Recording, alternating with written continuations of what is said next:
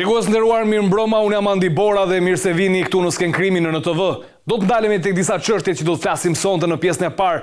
Do të diskutojmë faktin që tashmë Prokuroria e Tiranës 3 muaj pas atentatit dhe vrasjes së 2 fisht në Rinas ja ka kaluar dosjen Spakut, pasi ka shpallur mos kompetencën. Ngrihen një sër pikpyetjesh. Pse pas 3 muajve? Çfarë ka zbuluar Prokuroria e Tiranës që tashmë dyshon se kjo vrasje është kryer nga një grup i strukturuar kriminal? A ka mundur ajo të identifikojë dot se kush mund të jetë grupi kriminal, kush mund të jenë autorët apo qoftë edhe porositësit e kësaj vrasje? Apo mos ndoshta nuk ka arritur të zbardhë dot asgjë dhe ka kaluar Prokurori Speciale për veprime të mëtejshme? Diskutojmë sonte për të kuptuar më shumë se çfarë ka ndodhur me atë që cilësohet si dhe masakra e Rinasit. Në pjesën e dytë do të ndalemi të flasim për, le të themi, një ngjarje e rëndë e cila ndodhi në një nga hotelet në Tiranë ku një 18 vjeçare sipas policisë u vetplagos me armë zjarri ndërsa u shpall në kërkim një sër personash të cilët kanë pasur lidhje familjare dhe me pronarin e hotelit, një emër i cili lidhet me një atentat me tritol që u vendos farmacisë së babait të ish-ministrit disa vite më parë, Sajmir Tahiri, dhe pikërisht bëhet fjalë për hotelin Gjuta. Po ashtu edhe i dashuri i vajzës është nipi i pronarit të hotelit. Por si ka mundësi që 2 të rinj në një dhomë hoteli gjendet një armë pistolet dhe kryet kjo vetplagosje? Çfarë po ndodh me rinin shqiptare? Në zgjendje është siguria publike dhe kur bëhet fjalë për të rinjt. Në pjesën e tretë do të flasim sërish për çështjen Balluku. Ka pasur reagime të disa, le të themi, alatëve të rëndësishëm të Shqipërisë, strategjik, siç është Bashkimi Evropian, Shtetet e Bashkuara të Amerikës, po ashtu sfundi ka pasur dhe një takim, le të themi, të ambasadorit gjerman me kreun e SPRAK, Claudian Brau, ku kërkohet, le të themi, një mbështetje më e madhe përsa i përket luftës kundër korrupsionit dhe krimit të organizuar nga SPAK-u. Çfarë po ndodh me ndryshimet të cilat propozon kryeministri? Përse ky ndryshim i rregullave të lojës pikërisht pra në mes të lojës? A do të mbështetet kjo nga aktorë ndërkombëtar të cilët kanë qenë, le të themi, mbështetësit promotorët kryesor të reformës në drejtësi? Dhe çfarë po ndodh me kërkesën e Komisionit Evropian, i cili kërkon të trajtohet me urgjencë çështja e imunitetit të deputetës Belinda Balluku? Në pjesën e fundit flasim sërish për dosjen e Akshit, ku i referohemi reagimit të dhomës amerikane të tregtisë, e cila del në konkluzionin që tashmë bizneset amerikane nuk po marrin dot shërbimin e dur në Albania, po ashtu disa herë këto kompani janë përjashtuar nga gara e tendrave, që është dhënë nga ky institucion, dhe bëhet fjalë për kompani serioze të cilat kanë pasur në dorë menaxhim dhe të dhënave pra të qeverisë së Shteteve të Bashkuara të Amerikës.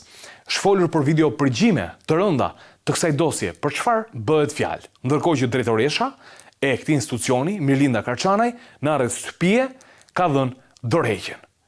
Le të themi, zhvillime të rëndësishme po ndodhin në prapasken. Të gjitha këto i trajtojmë sonte në Sken Krimi, por le të ndalemi tek ajo se çfarë ndodhi në Rinas dhe çfarë ka zbuluar Prokuroria e Tiranës.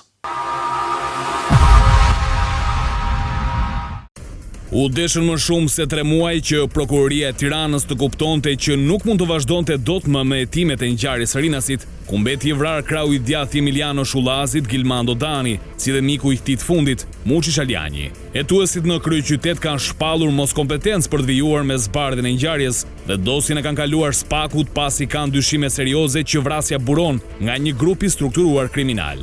Qartësia e krijuar pas hetimeve 3 mujore bindi prokurorin që ajo që ndodhi në aeroportin e Rinasit është tipikisht skema klasike një atentati mafioz, ku përfshihen disa persona duke nisur nga porositësit, organizatorët, informatorët dhe vrasit. Menjëherë pas ngjarjes policia zbarkoi në nikël të fushkrujës aty ku janë dyshimet që makina doli prej andej dhe andej hyri për të djegur më pas në fshatin Alil pas kryerjes së detyrës. U kontrolluan banesat e disa preemrave që gjithnjë kanë qenë subjekti kontrolleve të policisë pas ngjarjeve kriminale. E madje, policia e Tiranës nuk ngurroi të tregonte edhe një arsenal minash dhe eksplozivësh të gjetura pas kontrolleve në këtë fshat, të cilat i përkisnin Yllizallës, por që me shumë gjas. Ky do të ishte një episod krejtësisht i shkëputur nga masakra që kishte ndodhur, pavarësisht nuancave të uniformave blu për të bërë një lidhje të ngjarjeve. Kjo më tepër e konfirmuar nga analiza balistike e kryer në policinë shkencore. Ngjarja e 11 nëntorit do të ishte dramatike për sigurinë në vend. Dani dhe Shaljani ishin larguar drejt Spanjës si në datën 7 nëntor, por siç duket, autorët do të ishin pajisur me të gjitha informacionet për kthimin e tyre dhe orën e saktë. Automjeti i vrasësve ishte pozicionuar në rreth rrotullimin në daljet e aeroportit. Sapo sinjalizohen, Ata spostohen disa metra më tutje dhe në momentin që makina e viktimave Mercedes-Benz del nga ambientet e aeroportit, vrasësit pozicionohet sikur të ishin përpara tabelave në një poligon dhe zbrazin Kalashnikovët. Automjeti i viktimave e pret rrethin në mes për mes dhe ndalon. Njëri prej ekzekutorëve i pa qartë nëse detyra që kishin marrë përsipër ishte kryer, niset sërish drejt makinës, por i bllokohet Kalashnikov-i. Një tjetër nga toga vrase i afrohet për t'i dhënë një pistolet. Vrasësi shkon drejt makinës dhe zbraz sërish disa plumba, këtë herë pak centimetra nga xhami i pasagjerit. Detyra e tentatorëve tashmë u krye. Dani mbeti i vdekur në vend, ndërsa Shaljani ndërroi jetë pak ditë më pas në spital. Qetësisht vrasësi largohen me automjetin e tyre Toyota Auris. Sot dosja ka kaluar në prokurorinë speciale, pasi ajo është kompetente për detuar grupet kriminale. Megjithatë, edhe në këtë rast do duhet presim. Një dosje ngjashme i ka kaluar Spagut që në 2024 për masakrën e Dobraçit. Sot e kësaj dite, askush nuk është vënë pas hekurave. Mirë shikues dashur, ky ishte inserti për sa i përket faktit që tashmë prokuroria e Tiranës ka shpallur mos kompetencën për ngjarjen që ndodhi në Rinas me 2 të vdekur, Murxhi Shaljani dhe Gilman Dodani, ku tashmë çështja i ka kaluar për hetime të mëtejshme Spakut, pasi ka dyshime që bëhet fjalë për një grup të strukturuar kriminal. Ne do ta trajtojmë këtë çështje sot dhe sigurisht edhe të tjera. Me dy të ftuarit tan kam të ftuar Shemsi Prençin, ish drejtues i lartë i Policisë së Shtetit. Prençi, shumë faleminderit. Faleminderit ju, kënaqësi. Si dhe Ervin Karanxhën, avokat ish prokuror, shumë faleminderit. Faleminderit ju për ftesën. Megjithëse ju keni qenë pjesë e prokurorisë Tiranës, po nis me ju bisedën, përse me kaq vonesë kaluan 3 muaj që prokuroria e Tiranës të shpallte mos kompetencën për një ngjarje siç ishte kjo e Rinasit? Prokuroria e Tiranës ka bërë një sër veprime hetimore. Janë veprimet e para, por janë dhe veprime tjera që ndoshta kanë pas nevojë të bëjnë, sepse janë veprime të lishme nga pikpamja procedurale, pavarësisht se ka Spaku e ka Tirana, prokurori bën veprime procedurale dhe janë veprime të lishme, mbledhjen e provave. Në këtë fazë të hetimit, domethënë nuk ka pas të arrestuar, se domethënë ka qenë ndjekje. Prokuroria ka bërë veprime të njëpasnjëshme, domethënë nuk është dëmtuar prova, mund ta kishte Spaku më përpara e ka tani. Provat janë marrë. Dhe policia e shtetit dhe grupi hetimor kanë mbledh prova. Pra janë mbledh prova në mënyrë të dinamike dhe ka rezultuar nga ana e jashtme e veprës penale, pra duke u nisur nga organizimi, roli gjithkujt, mekanizmi i ngjarjes, është shmuar se jemi para rasteve të parashikuara nga neni 28 i Kodit Penal. Pra, pavarësisht se kemi të bëjmë me një vrasje, të një vepër, domethënë është bërë një vepër, por kjo është kryer në kuadër të një grupi të strukturuar kriminal. Pra kemi organizim të tillë, kemi, pra është vrasje me paramendim e kryer, është një vepër sepse ligji kështu parashikon që mund të kryen vepra në mënyrë të përsëritur ose edhe një vepër për shkak të mekanizmit të saj tregon që kemi të bëjmë një grup të strukturuar kriminal. Dhe ka çmuar, ka shpallur mos kompetencën dhe i ka kaluar aktet Spaku. Regjia, të lutem, ma kalo pak video në plan të madh. Ma kalo pak video në plan të madh se dua të bëj një komentim këtu dhe do ta shohim pak dhe nga pikpamja ligjore të kësaj video. Okej, ma stopo pak këtu të lutem regjia dhe ma kalo në plan të madh. Pak momente më mbrapa nëse mundesh. Sepse kemi të bëjmë me një moment ku aty Karanxha shfaqen 3 persona. Dhe në këtë moment, pra ti kemi praktikisht, nëse ma kthem pak momente më përpara, pak momente më përpara të lutem regjia, në momentin kur dalin nga makina që rreshtohen të 3 dhe qellojnë, s'ka problem, kthej video mbrapa se e kuptojmë bashkë. Nuk është problem. Pra, ne shohim që aty janë 4 persona. Janë 4 persona. Nga ky moment, a nuk kemi të bëjmë automatikisht me grup të strukturuar kriminal? A nuk e lexojmë ne që janë Pra, bashkëpunimi kërkon 2 persona. Sipas ligjit. Grupi strukturuar kriminal sipas legjislacionit kërkon 3. 3 e sipër. Këtu janë 3. Pse nuk kaloi direkt? Pse nuk vajti Spaku ta merrte direkt? Ka shumë i beson Spaku, se Spaku është parë që është, le të themi, pak skeptik kur bëhet fjalë për institucionet e tjera. I beson shumë punës tij. Në rastin konkret, ka qenë prokuroria e rrethit gjyqësor ose prokuroria e jurisdiksionit të përgjithshëm, e cila ka bërë veprime hetimore.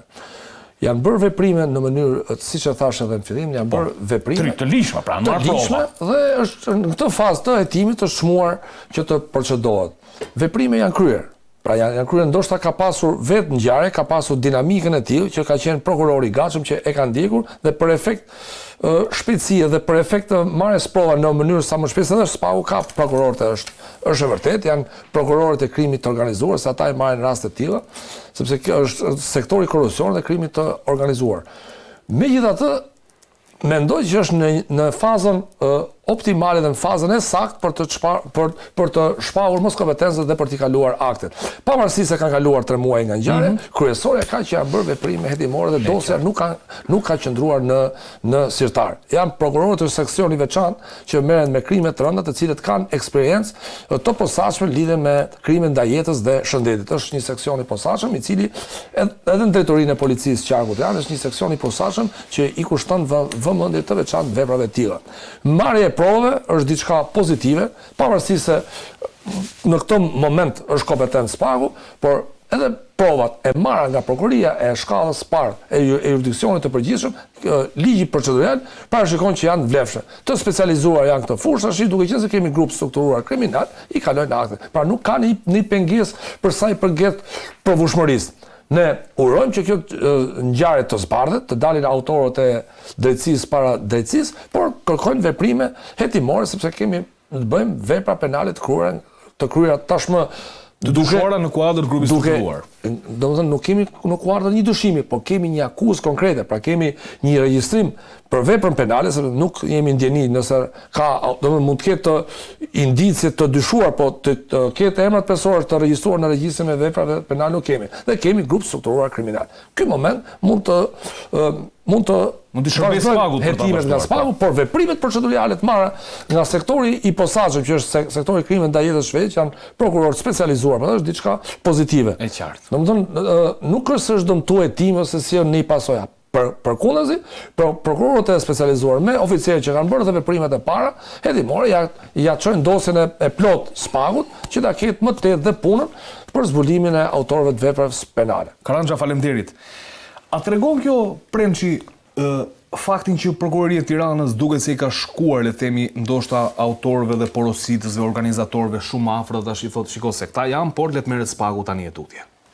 Mund të jemi në këto kushte, referuar edhe kësaj që tha Karanxha, që ka kryer gjitha veprimet hetimore Prokuroria e Tiranës.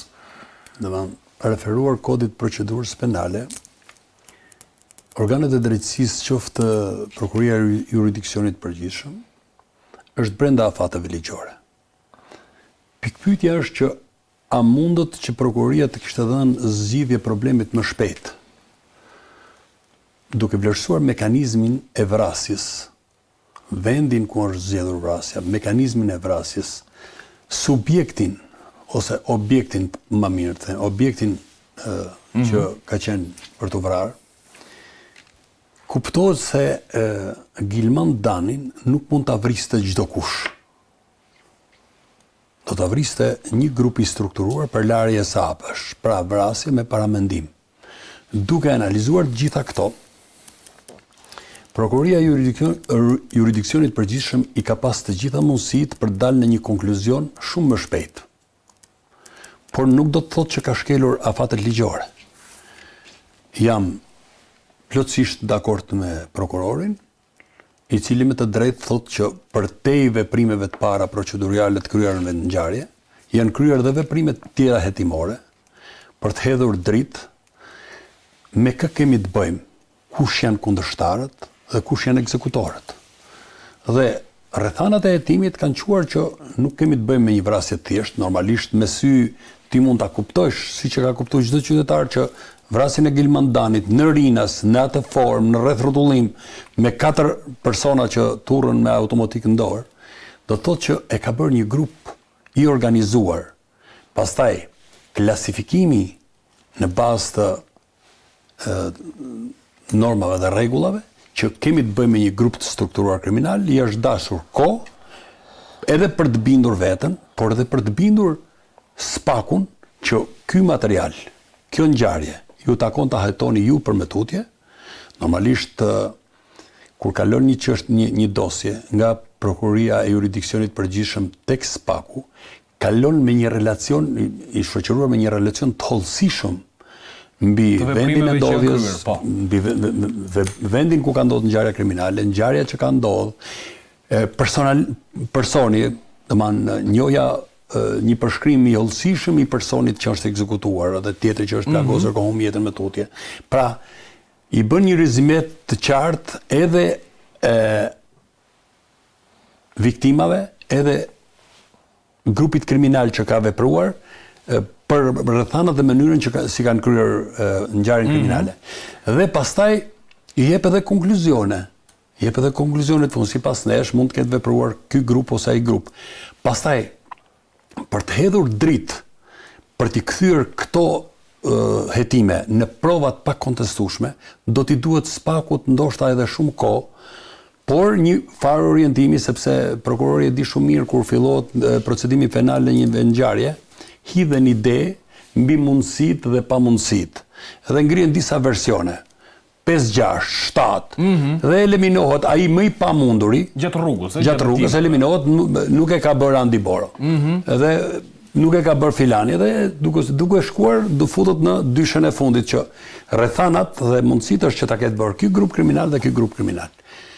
Pastaj synohet në identifikimin e personave, sepse sipas meje nuk është e vështirë të identifikojnë ato persona që kanë marrë pjesë. Pse? Pse shikon domethënë kaq të thjeshtë, po themi nga pikpamja hetimore? Sepse janë të filmuar. Janë të filmuar. Janë të filmuar dhe mund bëhen eksperimente hetimore pafundësisht me qëllim që të shkohet tek autorët e vërtet.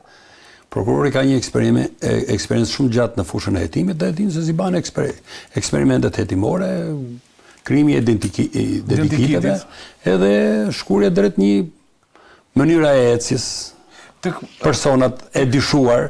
Pra, është e mundur që nga një rreth shumë i madh personash të shkohet te një rreth e para të shkohet ke një grup kriminal dhe pastaj ka përdorur si vrasje me pagesë etj. Sepse dihen pak a shumë policia dhe prokuroria. Policia mos ju direkt në nikël.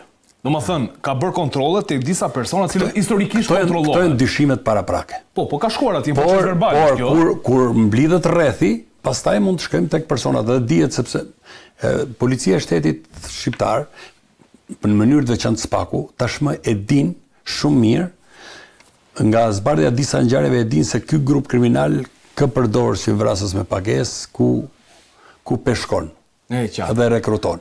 Parë në këtë këndvështrim, po gjithsesi domethënë e rëndësishme është që tashmë kjo ngjarje shumë e rëndë kriminale e ndodhur në vendin e konsideruar si vendi më i sigurt në pikpamje të sigurisë, sepse atje veprojnë, ne kemi diskutuar dhe edhe tjera mbi 5-6 lloj policish, strukturat të policisë shtetit, të shërbimit informativ shtetëror, të siguritive të ndryshme, të shërbimeve të zjarr fikse e tjerë. Dhe në një moment të caktuar u gjetë zhveshur një rajon, hyrja e aeroportit të Rinasit, u gjetë zhveshur nga gjitha shërbimet e policisë dhe ishte në dorë të grupeve kriminale që lanin e sapet mes njëri tjetrit. Kjo është një shqetësim për shtetin shqiptar.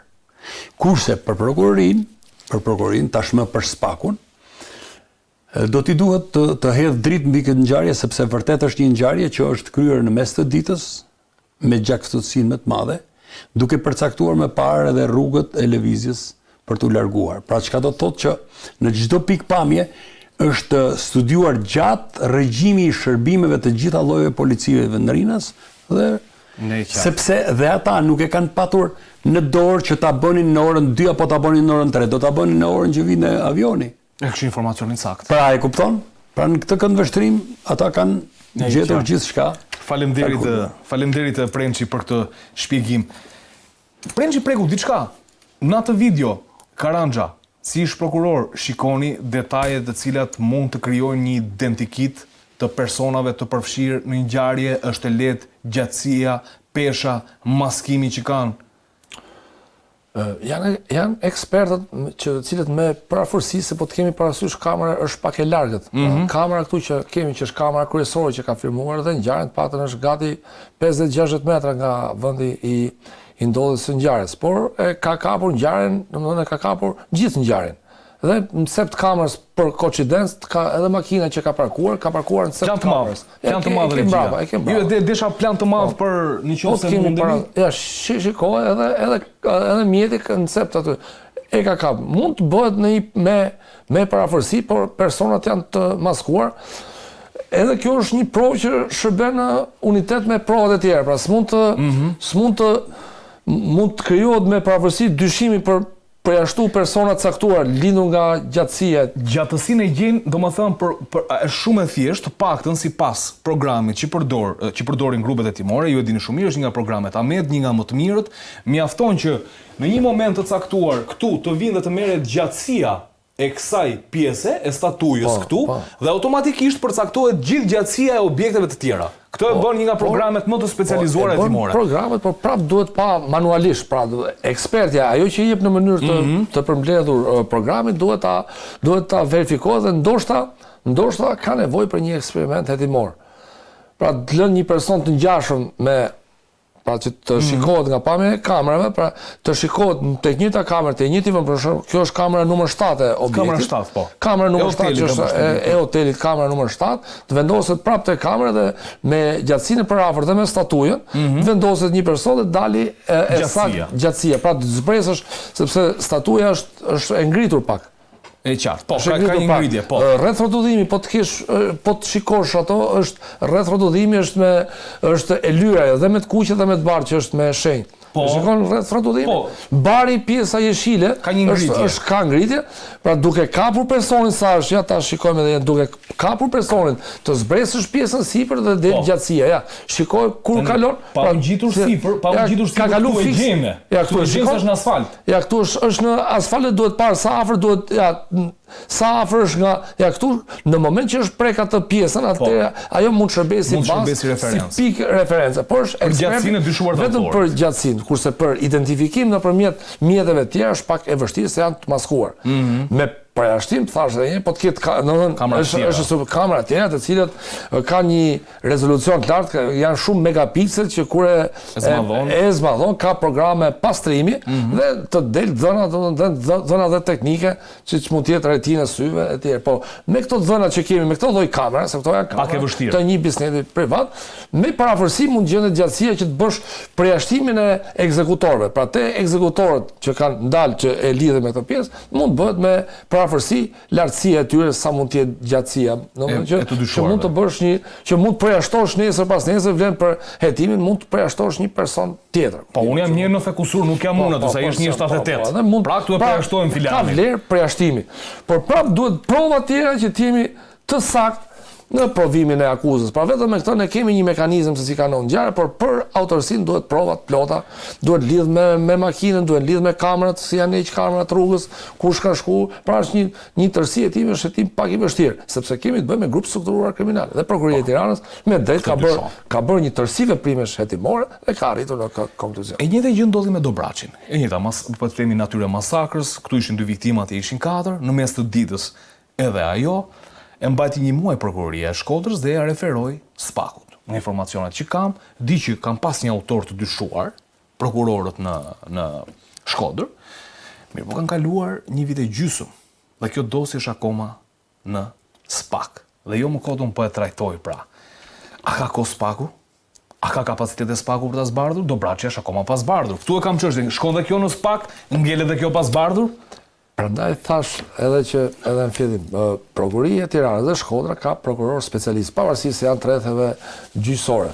Janë prokuror të kualifikuar, sidomos sektorit posaçëm, që merren me këto ngjarje, se s'ka vetëm kjo ngjarje, ka edhe ngjarje të tjera të krimeve ndaj jetës dhe shëndetit, që janë krime të rënda, dhe janë të specializuar për sa i përket veprimeve hetimore. Aq më tepër dhe seksioni në prokurorinë në Drejtorinë vendore të Policisë Tiranës janë oficerë specialistë të cilët merren me këto ngjarje. Është një seksion i posaçëm që merret me këto ngjarje dhe kanë eksperiencë, sepse është punë që bën si punë një gazetari kronike që e di si ta bëj kronikën. Ka vështirësitë e veta, por duke qenë se çështja është në hetim, edhe provat e marrën nga Tirana, sepse mund të ishte në Spak dhe ishte në njëjtën fazë. Pra, gjithë problemi të vrasjet është mbledhja e provave. Nga i qartë. Mbledhja e provave është shumë e rëndësishme. Mbledhja e provave nga kompetenti. Pra, nga kompetent që Prokuroria e Tiranës ka seksion të posaçëm shumë bukur, madje mund ta mbante edhe pak nëse ti shërbejë e timit, sepse dhe prokurorët e Spagut kanë ngarkesë. Ndoshta kjo tregon që janë afruar gjës edhe s'kemi ç'bëjmë më ne, keni ju tani, Mund të jenë afruar, kanë marrë veprime, nuk janë veprime të pavlefshme, do kishin problematika nëse kemi të bëjmë me pavlefshmëri, që si e mati këtë dosje kur është aty tjetër. Por edhe kur të ketë akuzë tjetër, po ta çosh në gjykatë nesër, thot gjyqtari, sepse janë bërë veprime që kanë lidhje me gjykatën për këtë çështje, do të thotë gjyqtari si jemi ne kompetent, do të shpallësh mos kompetencën. Pra s'është vetëm prokuroria, por ka edhe çekime në gjykatë. Mendoj që prokurorët dhe oficerët e policisë gjyqësore kanë çmuar në këtë fazë të hetimit që është kompetent e Spaku, kanë mbledhur dhe provat. Madje edhe rastet e Dobraçit, po të ishte mbajtur shumë merren prova, sepse prokuroria e rrethit e ka më afër çështjen. Qoftë me specialist, qoftë me ashtu dhe vjen një moment që piqet dosja, kuptimi që është kompetent e Spaku. Prokurorët që kanë shkuar në vendngjarje, ekspertët, duke patur parasysh mekanizmin e kryerjes së vrasjes që ka ndodhur në Rinas, unë jam plotësisht dakord që veprimet duhet mbajtur diskret të prokurorëve dhe normalisht ato besoj kanë një objektiv caktuar për të mbërritur ku. Por nuk besoj që nivelet e drejtësisë shqiptare janë të tilla që mos të zbardhet kjo ngjarje. Sepse ka ndodhur në një vend të hapur, në vrasje kanë marrë pjesë më shumë se 3 persona, janë munduar të shmangin lënjen e gjurmëve, sepse fillimisht kanë patur ngecje në armë, automatikun e kanë hedhur në tokë, pastaj ka shkuar ka qelluar prapë me pistolet për të siguruar që vdiqen apo nuk vdiqen. Dhe janë kthyer, kanë mbledhur gjithë gjurmët që kanë lënë, automatikun, krërin me fishek që ura në rrugë dhe kanë shkuar në makinën e tyre të krimit. Njëkohësisht makina e identifikuar, makina që ka rrugtuar. Po, dhe në fshatin Alil. Po, ore makina, kush e ka pas të makinë tjetër, kush e ka pas të regjistruar. Dhe normalisht të qojnë tek gjurmët, për t'i kthyer në prova të pakontestueshme, normalisht prandaj është dhe prokuroria specializuar, po edhe prokurorët e jurisdiksionit përgjithshëm prandaj dhe janë të trajnuar për këtë problem. Pra,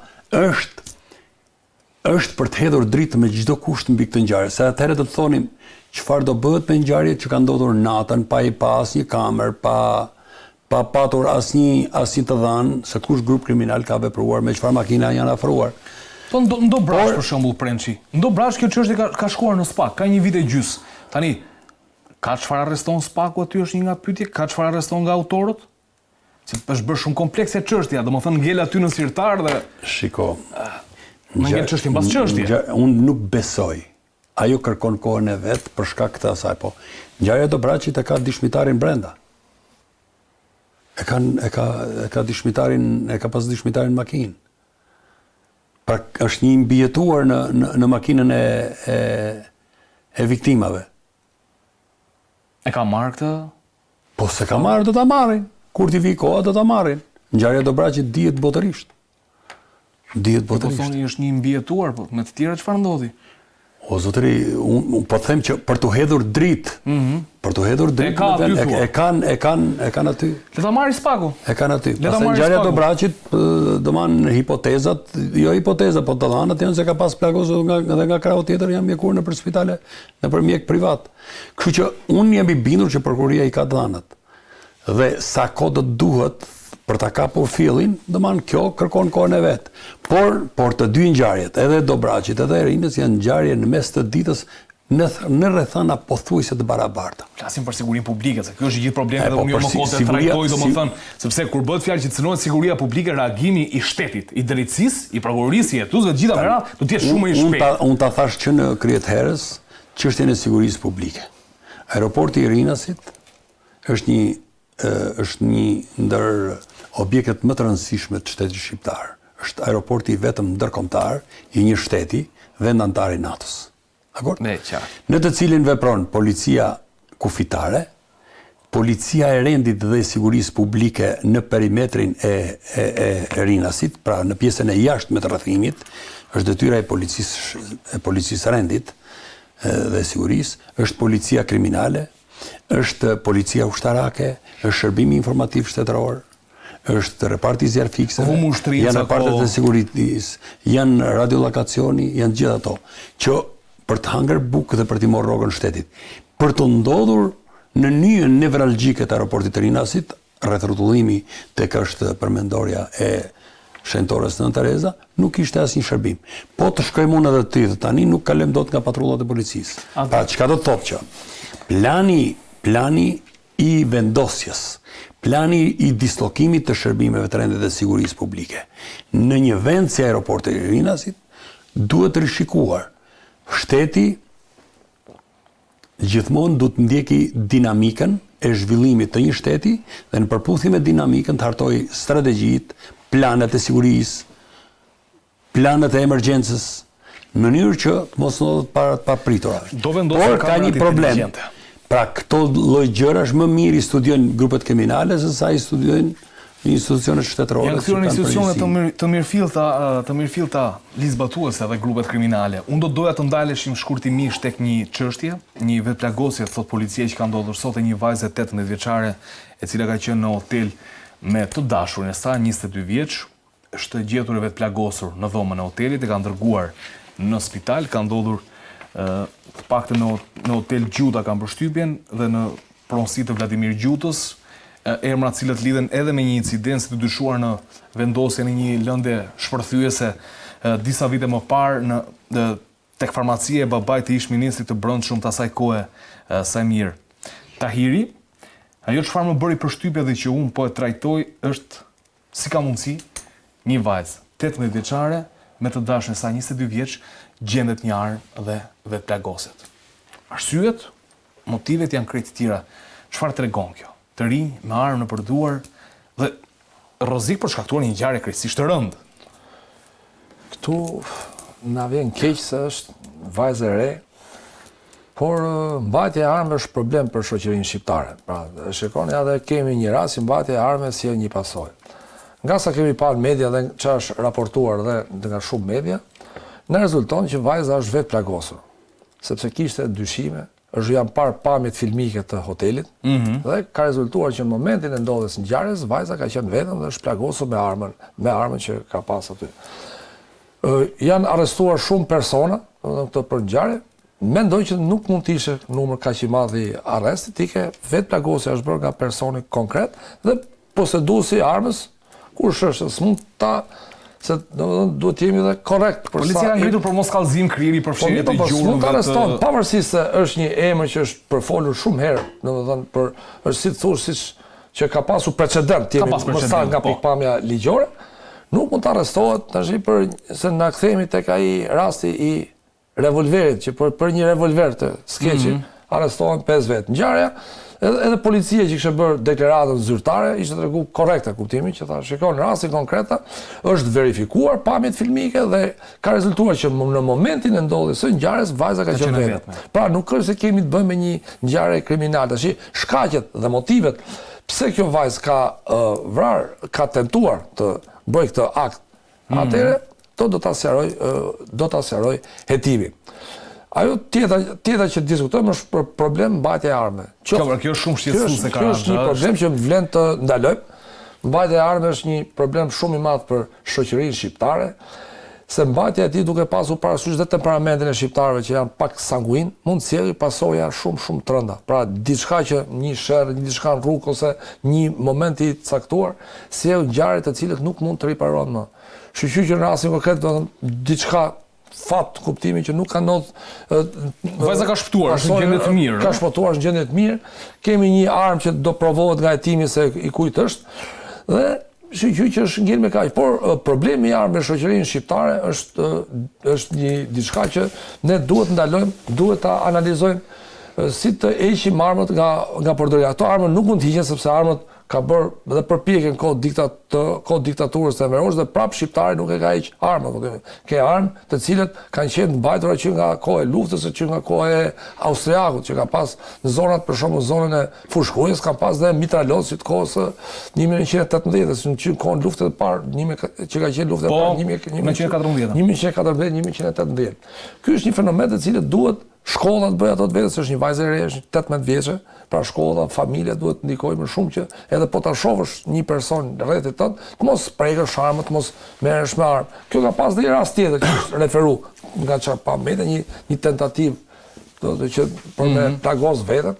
Motivet tash dhe do shifet. Motivet janë krejt të tjera, do shifet edhe rasti, por mbajtja e armëve është pa justifikueshme. Pra, edhe prandaj ndryshimet e bëra në ligjin e armëve është rritur. Por në lidhje me arrestet unë jam pak skeptik kuptimi që duhet jemi të kujdesshëm në mund të detyrim në paraqitje, po themi, ëh? Jo, duhet kemi parasysh dhe në arrestet, pra për një armë arrestu ishin shumë persona të shpahur në kërkime.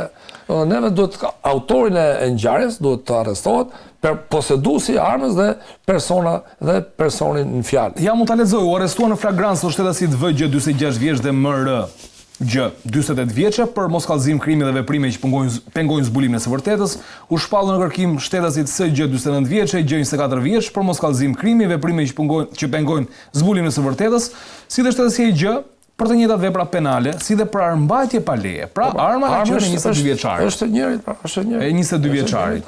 Tani kjo është situata. Edhe për sa i përket plagosës, për shembull, sepse një person që tenton të vrasë vetëm mund gjetë mjete të tjera, pra ka gjetë një armë. Po, pra, është shumë fatale arma. Kjo është problemi. Kemi pas një rast, nuk po e përmend si rast. Jo, nuk ka nevojë thjesht fenomenin. I mori armën shokut që ta shohë, domethënë, merr armën e shokut, bravo vetëm, i prishi dhe punat disa arma, ka rregull për mbajtjen e armës.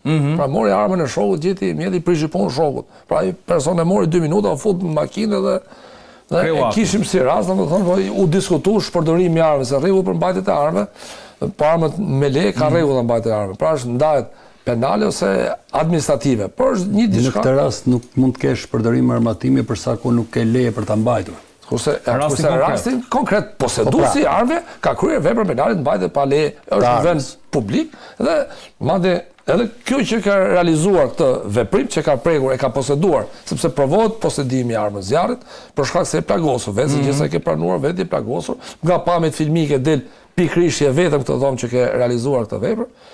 Fat që s'ka ndodhur pasojë rëndë, duhen marrë masat, kuptimi dhe trajtimi mjekësor i vajzës që të mos ta përsërisim më në tarmë. Faleminderit Karranxha. Si është shef? 22 vjeç me armë, dashur 18 me armë vetë plagoset. Andi. Ç'është kjo rini? Parë në kontekstin e përgjithshëm, domethënë është shqetësim. Parë në kontekstin e ngjarjes konkrete, kemi të bëjmë me një rast fatkeq, sepse edhe sikur të ketë pasur dëshirë ajo për ta bërë vetë plagosjen, vetëm po ta pranoj vetë, të thotë që kam dash vetë. Po ta ketë bërë plagosjen nga mosnjoja e armës, prap, domethënë është një rast fatkeq, por kjo ngjarje është alarm në 2 drejtime. Spari janë bërë shqetësime serioze të gjitha hotelet në Shqipëri që hinë dhe dalin njerëz të pakontrolluar. Policia e shteti duhet gjej forma dhe metoda për të diktuar, se ne kemi diktuar që duhet maj kamera çdo biznes. Po. Por ne nuk i kemi diktuar që çdo hotel të ketë detektor. Për armatime, për thika, për gjitha armët e ftohta dhe armët e zjarrit që posedohen nga njerëz, sepse hotelet më së shumtit i frekuentojnë rinia. Dhe normalisht po ti referohemi pak më larg, të ikim më larg, sot është kthyer në fenomen frekuentimi i poligoneve të qitjes. Po në poligonet e qitjes nuk shkon burri me gruan. Shkojnë kryesisht të shoqëruar të dashuruarit. Po. E ushtrojnë pasion për njohjen e armatimit. Dhe normalisht këto intervista policia e shtetit duhet i bëjë tek poseduesit e poligoneve të qitjes. Tek pronarët e poligonit të qitjes, tek instruktorët, si tek kategoria e njerëzve që frekuentohen. Për të krijuar e njëjta gjë për hotelet. Në mënyrë që hotelet duhet të kenë kontrolle të rrepta. Sepse vinë shtetas të huaj, shtetas shqiptar, armatim, pafund. Nga vinë dhe përse është bërë trendi armatimi në Shqipëri. Grupet kriminale, sidomos ata trafikimu të armëve, jo vetëm në Shqipëri, po në Turqi, në Serbi e tjerë, janë të informuar që trendi i rinisë shqiptare është mbajtja e armëve. E kanë trend. Armë dhe sidomos armë të modeleve të fundit, të kalibrave të ndryshme. Dhe policia i ka të evidentuar minimumi 3 koridore të tregtimit të armëve. Sot. 2 që vinë nga rrugët Bosnjë-Hercegovinë dhe Serbi, Malzi dhe Kosovë, që vinë drejt Shqipërisë për të tregtuar edhe një koridor që vjen nga Turqia.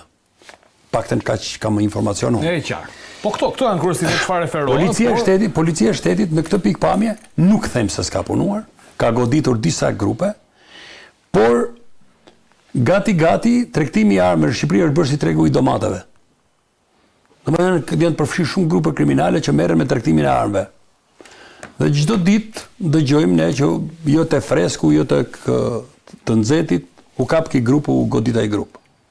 A ka një formë dhe metodë tjetër për të parandaluar hyrjen e armëve në mënyrë të paligjshme në Shqipëri? Sepse ne në ligj kemi armë të gjahut që tregtohen me licencë.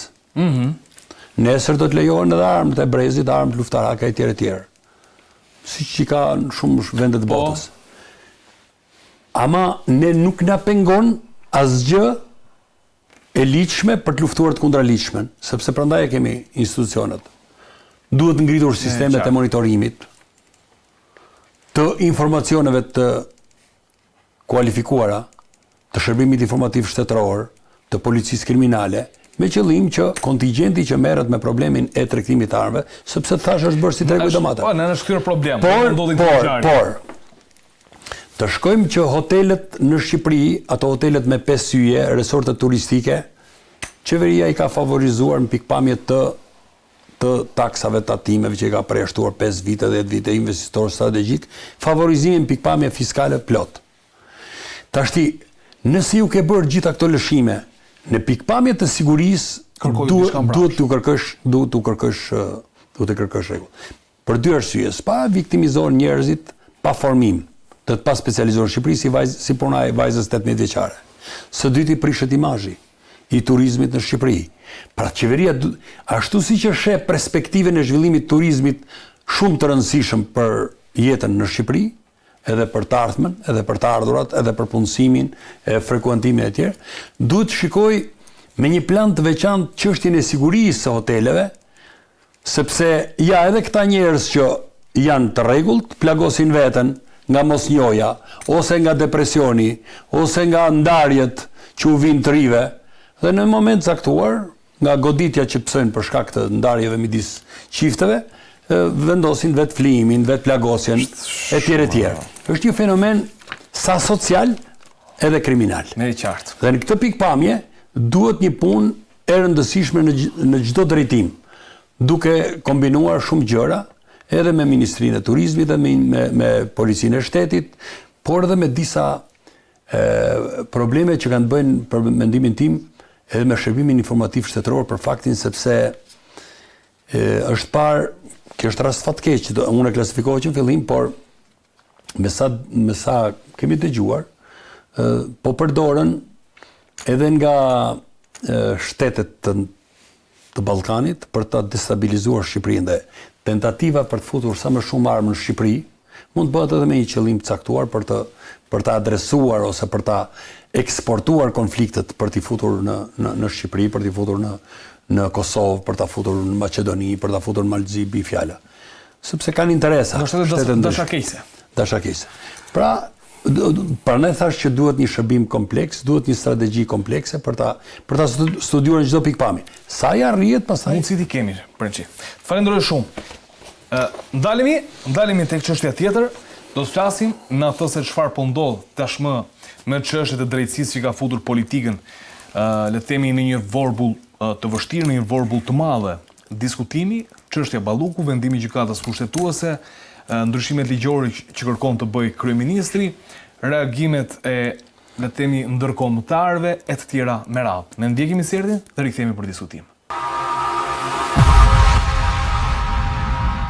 Ngjarjet e mëdha të drejtësisë që kanë pasur përballë politikën në 35 vite demokraci ndjekin pothuajse të njëjtin skenar. Në momentin që Çekiçi i gjyqtarit godet dhe zhurmon kundër aktorëve të fuqishëm politik, kjo e fundit kalon në histeri. Vendime të nxituara, deklarata të pakuptueshme publikisht, reagime që duken absurde e pse jo, edhe dyshime për marrëveshje të heshtura mes aktorëve politik, ku qëllimi është gjithmonë i njëjtë, të shpëtojnë veten. Qytetarët e kuptojnë çfarë po ndodh, por mbeten të pafuqishëm përballë vendimeve politike, po aq sa shpesh duken të pafuqishëm edhe vetë gjyqtarët. Debatet e fundit mes qeverisë dhe sistemit të drejtësisë, sidomos për çështjen e pagave, nuk janë thjesht financiare. Ato ekspozojnë e përsinë njërës palë mbi tjetrën dhe përplasjet e hapura të pushteteve. Por cili është mekanizmi më i shpejt për kuptuar se ku po shkon kjo histori? Jo thjesht nga kurreshtja politike që na karakterizon si shoqëri, por për të lexuar drejt dhe fatin e rrugëtimit ton drejt familjes evropiane. Zgjidhja është e thjeshtë. Shohim çfarë mendojnë ndërkombëtarët, dy miqtan të kahershëm, Bashkimi Evropian dhe Shtetet e Bashkuara të Amerikës. Përvajësia në vendin tonë asaj që ne e quajmë familja jonë ardhshme, reagoi e para pas interesimit të medias, ku u pyet për deklaratat e kryeministrit Edi Rama, i cili u shpreh se kuvendi nuk ka asnjë ngutë për të trajtuar kërkesën për heqjen e imunitetit të deputetes Belinda Balluku, një kërkesë që ndodhet në kuvend prej 16 dhjetorit. Është përgjegjësia e Parlamentit të Shqipërisë që do të trajtojë pavonesë kërkesat për heqjen e imunitetit të anëtarëve të tij. Lufta efektive kundër korrupsionit është një rëndësi thelbësore për përparimin e Shqipërisë drejt anëtarësimit në BE. Gjë që është edhe pritshmëria e qytetarëve të saj. Sinjali i dytë erdhi vetëm një ditë më pas, por këtë herë me një ton më të matur, një reagim që ndryshe nga i Brukselit lë më shumë hapësirë për interpretim politik. Reagoi ambasada e Shteteve të Bashkuara të Amerikës, një aktor që historikisht ka pasur jo vetëm interes, por dhe ndikim të drejt për drejt në reformimin e drejtësisë shqiptare. Ambasada amerikane nuk përmend emra, nuk hyn në detaje dhe nuk merr rol gjykatësi, por mesazhi është i qartë për çdo që ditë lexoj diplomacinë. Pavarësia e institucioneve të drejtësisë nuk është çështje retorike, por kusht bashkëpunimi. Pavarësia e institucioneve të drejtësisë në Shqipëri mbetet thelbësore për bashkëpunimin e vazhdueshëm mes Shteteve të Bashkuara dhe Shqipërisë në luftën kundër krimit ndërkombëtar. Dhe pikërisht këtu mes rreshtave qëndron pyetja që askush nuk e thot hapur. Apo testohet sot jo vetëm drejtësia shqiptare, por dhe vullneti politik për ta lënë ato të veprojë pa ndërhyrje? Mirë, siç e pam, sigurisht e kemi diskutuar, po do ta ridiskutojmë pasi ka elemente detaje të tjera. Ka pasur reagime sërish nga ambasada amerikane, po me të njëjtin citim që kërkohet një pavarësi e institucioneve të drejtësisë së Shqipërisë për të mbarvajtur marrëdhëniet bashkëpunuese mes SBA-s dhe vendit tonë, për sa i përket luftës kundër krimit ndërkombëtar. Karanxha, në njërin anë, kryeministri Edi Rama pas vendimit të gjykatës kushtetuese 4-4 ka propozuar ndryshime ligjore që synohet të mos pezullohen, le të themi funksione si presidenti, kryeministri, ministra, guvernatori i Bankës së Shqipërisë, prokurori i përgjithshëm, prokurorë të tjerë me radhë. Tani sigurisht mediat kanë pyetur ambasadën amerikane, ka pasur një reagim. Si mi lexon tani këto? Për dalë të ndryshimet, po, fillojmë të ndryshimet, që të bëhet një ndryshim duhet bërë një analizë. Pra, analizë pse është arritur këtë pikë. Të neni 222 që ne kemi diskutuar, të neni 288 kushtet e procedimit. Pra ne duhet bëjmë një analizë, duhet bëhet një interpretim i plot, që në rast se do bëhet ndryshime, jo të bëhet ndryshime për raste konkrete, por të bëhet ndryshime të cilët tjenë, sepse dhe reforma drejtësisë është bërë me ndihmën e ndërkombëtarëve. Është bërë SBA dhe BE, po. Bravo. Por ligjet i kanë propozuar këta shqiptarë, këta që arritën këtë pikë, që i bën këto ligje, sepse ne i bim që gjithmonë që ka një problem, i bijt ndërhyjet. Dhe kjo ka një ndërhyrje në mes neshjes. Neshja ose një ndeshje, po të kemi parasysh rregullat bëhen para se të fillojë loja, jo në mes lojës. Ne jemi në mes lojës. Pra personat që janë marrë me reformën drejtësi që quhet e suksesshme dhe në menimin tonë dhe në menimin të popullit shqiptar është dështimi më i madh spektakolar që ka ndodhur në historinë e shtetit shqiptar, se është lënë Shqipëria pa sistem gjyqësor, rezulton që t'janë bërë shumë gabime dhe një gabim është ky. Mendoj që gjykata kushtetuese, pavarësisht si është ndarë çështja, e ka lënë fuqi vendimin e pezullimit zonjës Balluku. Është zgjidhje e çështjes jo në themel, për zgjidhje për shkak të ligjit. Ligj të bërë nga vetë mazhoranca. Pra këto ligja bërë vetë nga mazhoranca.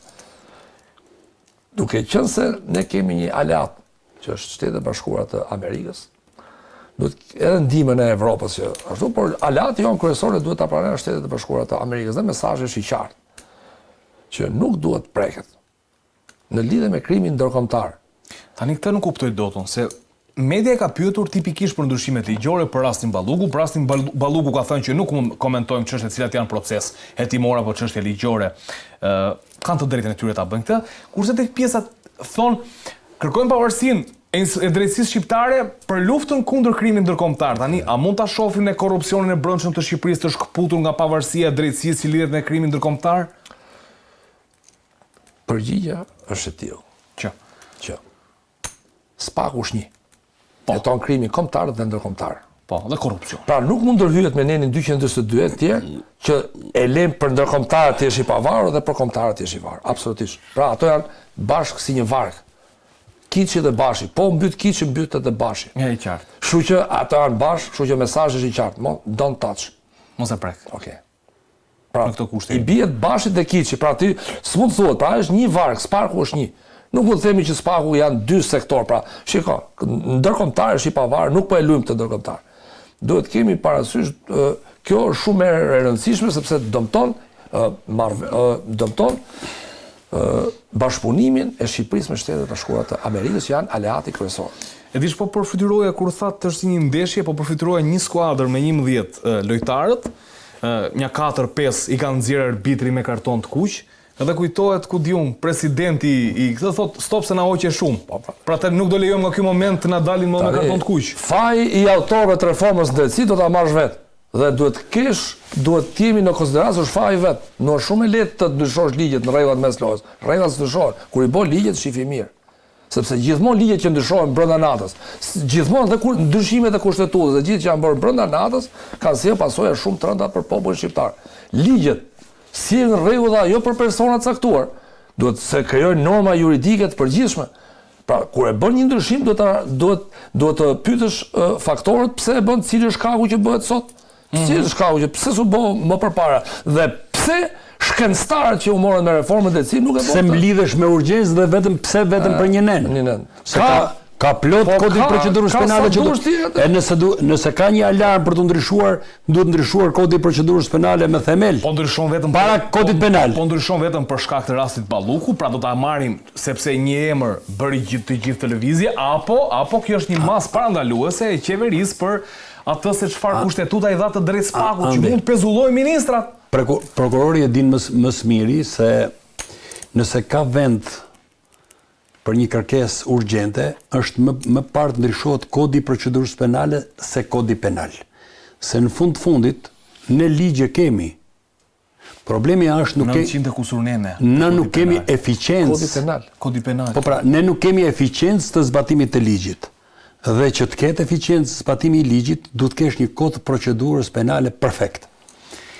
Ne vrapojmë për të bërë ndryshime në kodin penal për të dënuar njerëzit që parkojnë makinën dyshe, ndërkohë që ne, edhe për të mbush burgjet nesër plot, si që mbushëm për drita dhe për ujë, ndërkohë që pastaj turmi të bëjmë ka 2 amnisti në vit për të zbrazur burgjet. Pra ka një kontradikcion. Rasti i iniciativës së kryeministit për të gjetur rrugë të reja për të shtypur me kam drejtësinë e re, e cila po i godet antarët e kabinetit qeveritar, është i ngutshëm dhe shumë i dëmshëm. E ka kuptuar SBA-ja këtë luftën që po bëhet? Absolutisht. Ekspertët e Shtetit Bashkuar të Amerikës dhe të Bashkimit Evropian për hir të vërtetës, sepse dhe ato prononcuan shumë shpejt që kërkohet një qasje urgjente në raport me mandatin se imunitet s'ka si deputet. Është hequr në vitin 2012 kur ishte PD-ja në pushtet imuniteti. Çdo zyrtar i shtetit, qoftë dhe i zgjedhur, hetohet dhe procedohet penalisht nga prokuroria. Pra nuk ka pengesë imuniteti, do hiqet mandati. Pra do ta ndajmë këtë punë. Kam këtë çështje imunitetit për arrestimin. Çështja e mandatit është vetëm për 3 masat. Për kontrollin e banesë dhe kontrollin personal dhe arrest shtëpi, arrest në burg. Për të tjerat prokuroria të merr edhe siç i hoqë pasaportën. Ama ne duhet të ndërgjegjësohemi. Zëvendës kryeministri e Shqipërisë nuk shkon dot takoj homologët e saj, ti takoj në për Evropë. nuk mund të marrë pjesë në asnjë konferencë sepse nuk i lejohet të kaloj kufirin. Është pa pasaport. Është pa pasaport. Çka do të thotë që çdo lloj tentative e kryeministit për ta mbrojtur në të pambrojtshmën është një përpjekje e kotë dhe është për të rënduar dhe për të ndëshkuar drejtsinë shqiptare. E njëjta gjë ka ndodhur edhe me sekretarin e përgjithshëm të kryeministrisë, i cili ka trokitur disa herë në dyert e SPAK-ut, pra është thirrur në SPAK. Dikur ka ndetur 3 orë që dha shpjegime për senatorët. Ka patur probleme, para një viti është zhdukur fare nga kryeministria për 3 muaj. Nuk pati ndonjë njoftim zyrtar nga qeveria për këtë person shumë të lartë të shtetit, se është numri 2 i qeverisë. Në kuptimin në sekretari i përgjithshëm i kryeministrisë është numri 2 i kryeministrisë. Nuk pati ndonjë prononcim fare, më vonë pas 3 muajsh kryeministri i Shqipërisë tha që ka kaluar një problem shëndetësor jashtë shtetit, një trajtim të specializuar, por nuk tha se a është mbledhur qeveria për këtë person të lartë, zyrtar të lartë të kryeministrisë për t'i akorduar një ndihmë X euro, siç bëhet për të gjithë zyrtarët e nivelit të ministrave apo zëvendës ministrave që i ka trajtuar. Pra çka do të thotë që shqiptarët duhet ta besojnë kryeministrin apo s'duhet ta besojnë kryeministrin që Angela Gaçi ka patur një problem shëndetësor, një trajtim të specializuar në një klinik shtetërore apo private në Itali, pra nuk e ka bërë transparencën. Por jam i bindur se ashtu siç ka bërë me zyrtarët e lartë të tjerë të shtetit, kryeministri po përpiqet t'i mbrojë, t'i shmang nga SPAK-u dhe t'i shmang nga drejtësia, sepse dihet që pa Angela Gaçin nuk mund të firmoseshin 18 vendime të kryeministit Rama në vitin 2022. Kemi parasysh gjithë. Pa Angela Gaçin nuk mund të bëheshin gjitha këto mbrojtshkulla që janë bërë në kryeministri, sepse atje kalkulohen të gjitha vendimet që firmoset nga çdo ministër. Dhe Angela Gaçi nuk është një dorëheqje me vullnet të lirë, por është një dorëheqje detyruar për shkak të hetimeve të SPAK. Angela Gaçi kohët e fundit ka qenë me korrespondencë në kryeministri vetëm turnet e treta natën dhe i ka bërë një dorëzim, ka bërë një përgatitje të sekretares së re të përgjithshme, zonjës Rama, që vjen nga drejtoria e kodifikimit në Ministrinë e Drejtësisë, e ka përgatitur për të ushtruar detyrën. Por jo ditën. Angela Gaçi normalisht është një person i futur rreth nga drejtësia shqiptare, nga SPAK-u, dhe si gjithë zyrtarët e lartë të shtetit do jap llogari sepse është strumbullari i disa nga projekteve më korruptive në Shqipëri, duke filluar nga inceneratorët deri tek disa parqe fotovoltaike, madje për një park fotovoltaik është i akuzuar drejt për drejt në rajonin e Thierit atje në Ballsh. Në rajonin e Ballshit. Por unë doja të thoja që tentativat e kryeministit për ta ndryshuar tani dhe vetëm në 242. Por për pezullimin, është një tentativë e një akti kriminal pas shpine e kryeministit që bëhet në raport me drejtsinë shqiptare, sepse thash, ne kodin e procedurës e kemi të nevojshme për ta ndryshuar, por jo për të ngutur dhe për ta ndryshuar për rastin, po për ta ndryshuar për të krijuar një frymë të re në procedurë, sepse realisht ne kur vjen puna për procedurën për qytetarët e thjesht e shkelim me të 4 këmbët dhe i mbushim burgjet dhe i mbajmë me spaqator, me shpërndarës droge, e mbushim, ose me hajdut pulash, ndërsa ata që vjedhin me qindra milion euro, normalisht për ata kërkojmë t'i heqim mandatin, ta zvarrisim mbledhjen e komisionit të mandateve, jo po të sulmojmë prokurorin, jo po të sulmojmë SPAK-un, të sulmojmë gjykatën. Pra, qasja e kryeministrit në rastin Balluku është qasje që e kalon çdo standard qeveritar, sepse një kryeministër duhet të shqetësohet më shumë për të paraburgosurit popull, që për te asaj që s'ju ka kriju kushte e tjere që është sistemi i paraburgimit dhe i burgjeve në Shqipëri është atje ku është, që e din të gjithë, për të cilën shpesh herë janë kontradiktore dhe janë konstatuar dhe nga avokati i popullit, por gjithsesi domethënë në qasja e kryeministit në këtë formë për të mbrojtur Ballukun, e lexon çdo shqiptar, jo ma Shtetet Bashkuara të Amerikës, ekspertët e Shtetit Bashkuara të Amerikës dhe të Bashkimit Evropian. Por do të kemi parasysh 3 gjëra. Kryeministri i Shqipërisë ka bërë 3 herë autogol sa herë ka shkuar tek drejtësia. Do mos sqarosh? Jo, 1, 2, 3. 1. Kryeministri i Shqipërisë ka fluturuar me avion, me helikopter dhe i ka bërë presion politikës në Kosovë për krijimin e prokurorisë speciale, që sot janë udhëheqësit e UÇK-s përpara dënimit nga 45 vjet secili. Në 2015-ën, kur përpara se të miratoi, po pra, shkuar kryeministri i Shqipërisë është një interlokutori dhe nxitësi kryesor i politikës i opozitës dhe majorancës për të krijuar gjykata speciale. E ka bërë për të treguar se ishte burri i shtetit dhe ishte i vogël për Shqipërinë, po duhej dhënë mend të tij duheshin edhe për Kosovën, për rajonin e për Megjor. E dyta, është kryeministri i Shqipërisë që kur kërkonte opozita me ngulm interpelancan kryeministrit dhe ministrave për çështje kardinale që kishin të bëshin me korrupsionin në parlament, kryeministri i Shqipërisë me autoritarizëm dhe arrogancë ka ndryshuar rregullorën e parlamentit. Ka kërkuar ndryshimin e rregullorës së parlamentit dhe kemi 3 vite që në parlament nuk i jepet e drejta opozitës, po dhunohen deputetët e opozitës, dënohen, përjashtohen vetëm deputetët e opozitës. 2. Kjo. E treta, kryeministri i Shqipërisë iniciatori kryesor për të ndryshuar nenin 222 kodit procedurës penale, jo për të mbrojtur Ballukun, për të mbrojtur veten. Fiksoje mirë, sepse dje është lexuar që kryeministri nuk e ka hallin më ke Balluku dhe këtë e di dhe Balluku. Dhe Balluku ka filluar lëvizjen brenda Partisë Socialiste. Dje nuk u krijuan 71 vota në parlament. Balluku ka filluar sepse deputetët e Ballukut nuk shkuan në parlament për të votuar. Se e ka kuptuar që loja është e Ramës për ta flakur Ballukun vetëm të shpëtoj vetë. Dhe jo pa qëllim dje u pezullua seanca sepse ai burri prej Leshi nuk e garantoi dot 71 votat. Rikthehem sërish të Prençi, shumë faleminderit. Një shpjegim i gjatë, Karanxha.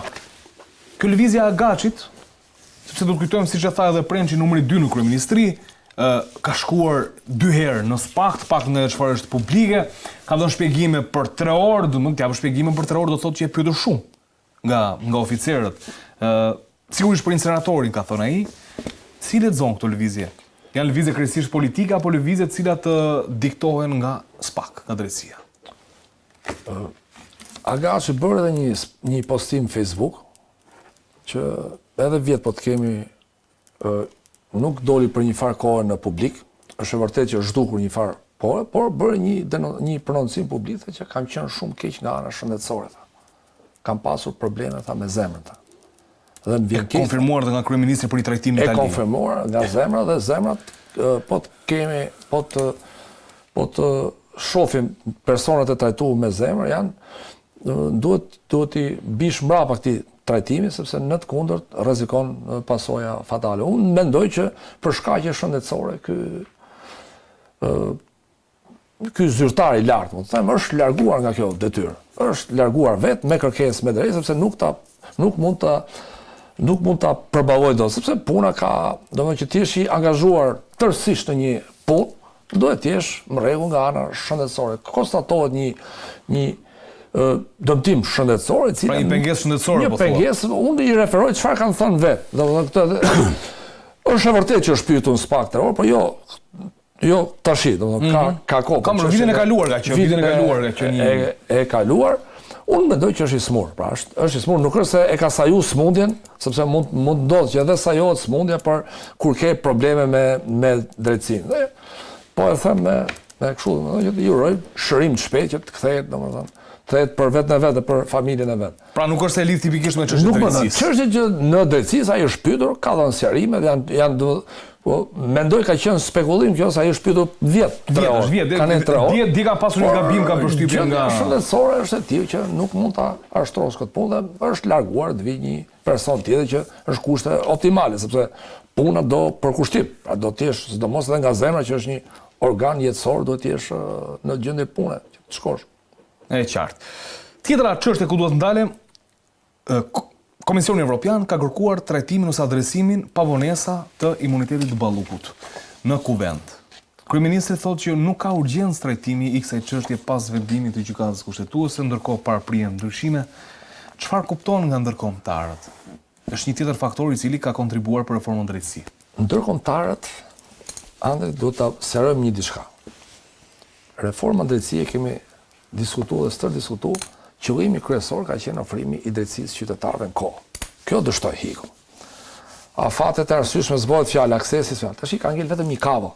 Është e vërtetë që SPAK-u ka ecur para në ndjekjen penale të zyrtarëve të lartë. Kjo është kavo çeliku që po e mban fort reformën drejtësi, po e mban gjatë. Dashur pa dashur, Rama vetë me këto dhe qeveria, sepse tash s'mund të themi për opozitën që ka 13 vjet që ka ikë nga pushteti.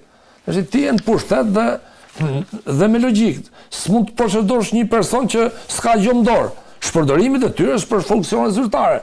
Dhe kjo shkon në pushtet i biqet çështjet penale.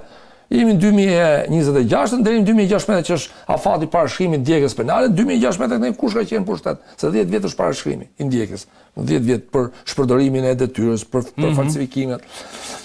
Prandaj është kavo e çelikut që ka ngel vetëm një është SPAK-u. Pra SPAK-u duhet edhe ndërkombëtarët duke qetur keq sepse kanë investuar kaq shumë në Shqipëri dhe dështoj lan shqiptarët pa drejtësi, pa duhet të ketë diçka pozitive. Prandaj syt janë gjithë te SPAK-u. Dhe SPAK-u duhet lërë të bëjë punën e tij, të respektohen procedurat ligjore. Procedurat ligjore për heqjen e mandatit, të mblidhet mandati, është më mirë që kjo çështje më mirë të rrezohet si kërkesë. Shumë rrezo, morë një vendim politik sesa të zvarritet në procedurë. Sepse këto janë procedura që nuk ka më kuptim. Pritet vendimin e gjykatës kushtetuese, ai Terri sipas ligjeve që ke bëvë, se ligjet i ke bëvë. Edhe pse s'kishte lidhje. Edhe pse s'kishte lidhje. Megjithatë, e deshe këtë mbaj. Pezullimi me mandatin nuk ka lidhje fare. Ka lidhje fare, po megjithatë e marrim të mirë qenë se ka lidhje, nuk ka lidhje se janë masa të ndryshme. Jo, me mandatin.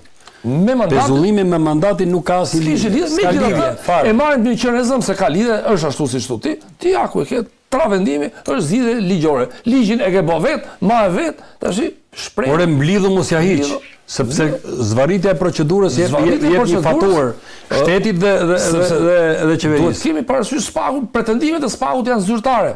Rrezikohet për shumë çështje penale. Pra ky është pretendimi i SPAK-ut. Është e drejtë, do ta zgjidhë gjykata. Po për momentin e flasim, rrezikohen provat të SPAK-ut. Një gjë tjetër tani për shtesë, vendimi i gjykatës kushtetuese, ai vendimi pa vendim që sigurisht e rrëzoi kërkesën e kryeministrit, thotë që ky vendim hyn në fuqi pas botimit në fletoren zyrtare. Në fletoren zyrtare nuk është botuar akoma. Vendimi i gjykatës kushtetuese i përket datës 6 shkurt. Ka kohë kushtetuesja ta zbardhi deri në datën 8 mars afati 30 ditor. Dhe nëse në datën 30, domethënë respekton 30 ditëshin, mbas 30 ditëve ja çon fletores zyrtare, fletora zyrtare mund ta botojë deri në datën 23-15 ditë. Për shkak të ngarkesës. Për shkak të ngarkesës. Ose nuk ka letër. Shkojnë 45 ditë në këtu. 45 ditë Balluku është në detyrë. Praktik ligjërisht. Andi, prit një sekond. Tani, po të doj qeveria me lujt, me drejtësinë lusi të doj. E ka ndore, dira, ma le të vazhdoj të losë. Po mos harro një diçka. Që?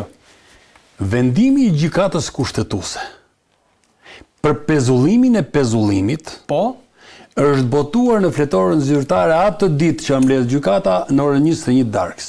Po. Jashtë orarit zyrtar. Hyri fuqi me një herë. Me një herë. Po, kurse ky është pas botimit të fletorës zyrtare. Prit.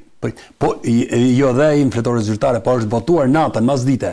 Është botuar, mos harrohem, direkt ka shkuar në orën 18:00 mas dite edhe është botuar. S'kaluan 24 orë, po më thua. Po pra, s'kaluan 24 orë dhe u botua, dhe u fut fuqi. Ky tani. Tash zvarritja e qeverisë shqiptare për ta botuar në fletorën zyrtare vendimin e gjykatës kushtetuese, qeveria e ka dorë. Fletoria zyrtare nuk është e qeverisë shqiptare, nuk është e gjykatës kushtetuese. Po. E kupton. Tani, ky zvarritje lexohet edhe nga amerikanët, edhe nga evropianët si masa represive të qeverisë shqiptare kundër drejtësisë shqiptare. Sepse ti kur heq një masë sigurie, turra vrap. E kupton. Kur ti je në kushtet e masës sigurisë për varësit tua të akuzuar për vjedhje, se shiko, ne nuk e kemi vetëm të akuzuar nga SPAK-u. Zotëria është vendimi i gjykatës. është vendimi i gjykatës posaçme. Pra do thotë nuk është dyshim i arsyeshëm me prova një prokurori dhe një oficerit të BKH-s. Është mbledhur një gjykatë e specializuar, gjykata më e mirë, gjykata e posaçme në Shqipëri, dhe ka marrë një vendim bazuar mbi provat që ka depozituar dhe argumentat që ka depozituar SPAK-u. Dhe ka marrë këtë vendim, pezullimi. Tani, kryeministri i Shqipërisë, përtej asaj që e atakoi në gjykatën kushtetuese, me mos botimin fletore zyrtare, bëhet pengesë për t'i dhënë kohë, për të abuzuar, për të ndikuar, për të intimiduar. Se Karanja po thoshte për provat pra. Domethënë, prokurori i SPAK-u, Dritan Prençi, ka pasur si le të themi si pikë synim apo si pikë referencë prishjen e provave dhe prandaj kërkuan pezullimin, kërkuan dhe arrestimin. Tani zonja ligjërisht, nëse përkthejmë shumë më korrigjo nëse jam gabim, Karanja, se jeni të dy njohës të ligjit, i bie që vazhdon në detyrë sepse nuk ka hyrë në fuqi vendimi i gjykatës kushtetuese. O zotri, ai le të vazhdojnë detyrë edhe këtu e 15 vjet nuk e pastron dot mëkatët dhe bëmat që ka bërë në pozicionin e punës bashkë me drejtorët e vet. Sepse SPAK-u ta ka bërë publikisht ka një çështje për ndikim në pabarazi në tendra dhe nuk kemi futur akoma hetimeve dhe themel për të parë sa inerte, sa gur, sa zhavor, sa hekur është futur në tunel. S'ka marrë hetimi. Kemi edhe një 7-8 akuza, 9 akuza, 10 akuza të tjera që kanë të bëjnë me unazën e Tiranës. Edhe ka një 18-20 tjera që kanë të bëjnë me rrugët e Shqipërisë që të gjitha kanë shkuar në pru. Din ti në investim të qeverisë shqiptare, investime strategjike të infrastrukturës që kanë kushtuar mbi 100 milion euro që të ketë mbijetuar qoftë 3 muaj pas inaugurimit, të gjitha kanë rënë. E kemi folë dhe një këtu. Duke filluar nga rruga Arbrit, nga rruga e Ersekës, nga rruga e Qukës Qafloq, nga rruga Librazh të Qafthan, aeroporti i Vlorës ka përfunduar ngremin. Ku do prishën provat? Po ti ke biseda live të kryeministrit të Shqipërisë me kompaninë turke për çështjen e aeroportit të Vlorës edhe për çështjen e tunelit të Llogaras. Ku do fshihen këto? Po ki parku i famshëm i Durrësit. Ekoparku. Po jo më kemi dy parqe. Kemi ekoparkun, kemi edhe të bëjmë dhe një zonë me atë zonën ku Duranën.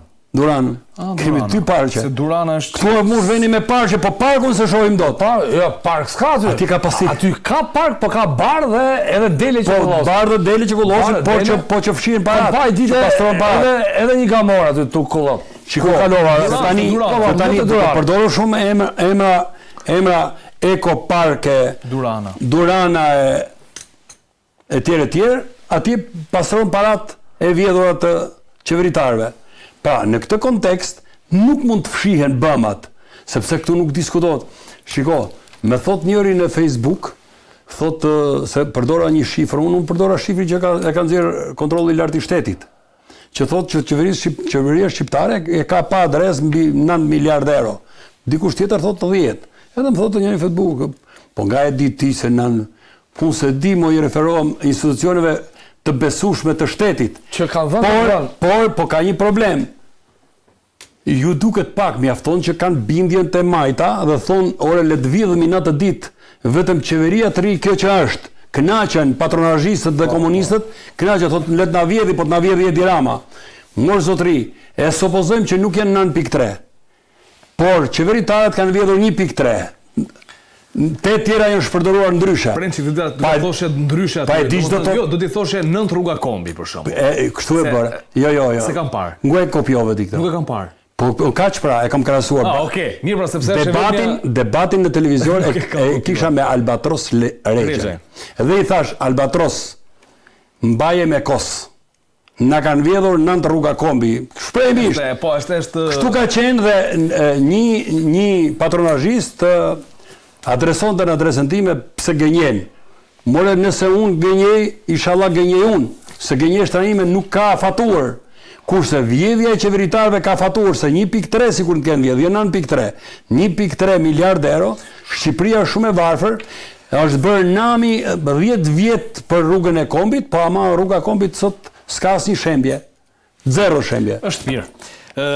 Të ndalemi edhe tek një çështje e fundit, por përpara se të kaloj te çështja e fundit, po ta bëj edhe një pyetje Karanxha se e dua edhe një mendim tjetër. Po, unë do ta jap. Këtë gjitha këto tentativa të le të themi të qeverisë, të kryeministrit, ne mund t'i le të themi t'i lexojmë si të duam, përpjekje të dëshpëruara, mund t'ia fundi si do jetë, si e mendon? Do jenë ndërkombëtarët përkrahas të kësaj gjëje, apo do ta themi shkurt që si e mendon? Në qoftë se ndërkombëtarët nuk insistojnë këtë rast, sepse ta thash është ndryshimi i rregullave në mes lojës. Po t'ishin bë më përpara me shkencëtarët e reformës në drejtësi, ata që kanë sjellë këto pasojë kaq të rënda që kanë lënë popullin shqiptar pa drejtësi, atëherë po. Atëherë me shkencëtarët e reformës drejtësi që kanë bërë nuk mund ndërhyret, sepse vetmja kavo që kanë ngelë është e vetmja pikë që është pozitive që duhet ta pranojmë, që janë proceduar zyrtar të lartë të SPAK-ut, që po u ndërhyj, kjo është ndërhyrje. Fakti që dhe vetë përfaqësuesit e SPAK-ut kanë pas pretendime para gjykatës lartë, dhe gjykata e lartë këtë çështje e ndau sipas ligjit në favor të SPAK-ut, kështu e ka bërë ligji, kështu ndeshja është e fituar nga SPAK-u në gjykatë kushtetuese. Ti të gjithë mekanizmat që të zhbukojë. Duke qenë se ti e bën ligjin kështu që duhen 5 vota e sipër që të kalojë se kështu është bë. Është fuqizuar në 74 që e diskutojnë, i kanë bërë vetë, i kanë ditë mirë, e kanë ditë Marini kundër Shqipërisë. Ora të ka rënë kërkesa pik. Tani të ka rënë. Të shohmi diçka që më bë përshtypje. Që është? Erion Veliaj për shkak. Po, Erion Veliaj kishte thonë dëshmimtarë që shikojë punë, mos fol atje, mos fol të bëjë fjalë për çështje veshmbathesh. Po. Pra dëshmimtarë do i thak shumë tha. E orientoi, ëh? E lanë në burg ka i vit. Kurse këtu po thot SPAK-u më kanë ndodhur, kjo më kanë ndodhur. Pra është standard dy fish. Me rastin e Erion Velis veprohet ndryshe, me këtë rast që dyshohet për 10 tendra. Dyshohet flas, duhet jemi saktë, është parimi prezumimit të papajësisë, mbahet qendrim tjetër është Erioni për çështje personale, për çështje veshmbathesh. Mos harrojmë që doli në media që kishte blerë gruaja vet një pal veshmbathje 260 euro. Po. Pa ndoli kjo pjesë nga dosja dhe tash a mund ngrasohen këto me një tunel për shkak të prishur ose me një shpërdorim. Prandaj këtu mendoj që ndërkombëtarët, në rast se ky ndryshim e bën tani pa konsultim gjerë. Me konsultim gjerë të kupton që të zgjidhet kjo punë siç është për të zgjidhur, por duhet një analizë plot pse është arritu. Sepse neve vazhdon gabimi, vazhdon dhe nuk dilet pse doli këtu. Dali, pse u bë ky ligj kështu? Pse doli, kush e ka propozuar? Se ndoshta folën për grupin e puçistëve. Po, grupi puçist. Pra, të kapet grupi i puçistëve, pse e bën? Se grupi mund të nxjerrë ligj tjetër. Ishim të paaftë. Qofse i paaftë, pranoj që jam i paaftë i bën ato ligje, por mos janë shumë rasti ti premç tregon që ka edhe brenda mazhorancës ka grupe të cilat mendojnë Karanxha para 5 vitesh. Foto ambasadorit gjerman. Për informim para 5 vitesh e ke një dëshmitar të një zyrtari të Ministrisë së Infrastrukturës, kryesisht ke sektori i energjisë, që thot hapur, thot ma ka diktuar një person, thot një oligark, i cili thot kishte marrë garancinë për të ndryshuar ligjin.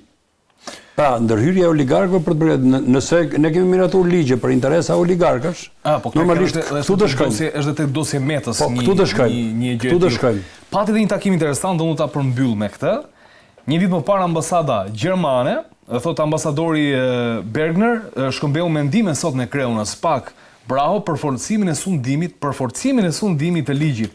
Ky është një kusht thelbësor për antarësimin e Shqipërisë në Bashkimin Evropian, të cilin Gjermania e mbështet fuqishëm politikisht dhe financiarisht. Gjermania do të vazhdojë të angazhohet intensivisht për të ruajtur progresin e arritur në vitet e fundit për të mundësuar luftën efektive kundër korrupsionit dhe krimit të organizuar. Edhe ambasada gjermane është një nga ambasadat shumë të fuqishme në vendin ton, gati mund ta barazojmë me Bashkimin Evropian. Dalemi tek çështja e fundit. Lexova këtë për dhënë mesazh mbas gjithë bisedës. Vetëm një koment. Shumë e shkurtër, Ja vlen një koment besoj. Është një fshat në Dibër edhe thoshin po u mbyt një nga ai fshati, mos e kërkoni poshtë nga vendi ku ka mbytur e poshtë, po do ta kërkoni përpjet. Si e çonte lumi sipër? Si e çonte lumi sipër. Dhe ambasadorët e Shtetit Bashkuar të Amerikës dhe ambasadorët e vendeve të Bashkimit Evropian e kanë shumë seriozisht integrimin dhe antarësimin e Shqipërisë në BE, por kryeministri i Shqipërisë absolutisht në mënyrë kategorike jap me bindje të plot nuk e do Shqipërinë BE. Kam përshtypjen që është projekti politik i jetës tij antarësimin. Absolutisht jo. Është vetëm fallsitet, tundja e pasaportës, por me shpirt nuk e do. Veprimet që ai kryen tregon që Rama duhet kërkuar nga vendi i mbytjes e përpjet jo poshtë. Faleminderit Prençi. Çështja e fundit ku ndalemi bëhet fjalë pikërisht për Akshin. Është një nga ato dosjet shumë komplekse dhe ne jo më kot e trajtojmë pasi flitet për miliona e miliona euro tendera. Ajo çfarë bën, le të themi, interesante trajtimin e kësaj çështje, ka pasur reagim dhe nga dhoma amerikane e tregtisë, që bëhet fjalë pikërisht për grupimin e bizneseve amerikane të cilat operojnë në vendin tonë, të cilat sot janë në pamundësi për të marrë qasje në Albania për të ofruar shërbimet e tyre, le të themi, ndaj biznesit dhe ndaj klientëve, por shumë të shqetësuar janë amerikanët dhe për mënyrën se si janë përjashtuar nga gara tenderuese të Akshit, kompani amerikane të cilat kanë pasur në dorë dhe mundësinë për të trajtuar të dhëna, le të themi, qoftë edhe sekrete të qeverive ose të qeverisë së Shtetet Bashkuara të Amerikës. Pra, duket pra një hije korrupsioni, thot ambasada, dhoma amerikane e tregtisë. Karanxha, tani, ku po shkojmë me dosjen Akshin? Se duket sikur një lloj qetësie, por para tsunamit kjo qetësia? Konstatohet që dosja e Akshit është dosjet kryesore të SPAK-ut sot. Është dosja kryesore. Është dosja më e rëndë, le të themi, mund ta themi kështu? Mendoj që është dosja më e rëndë.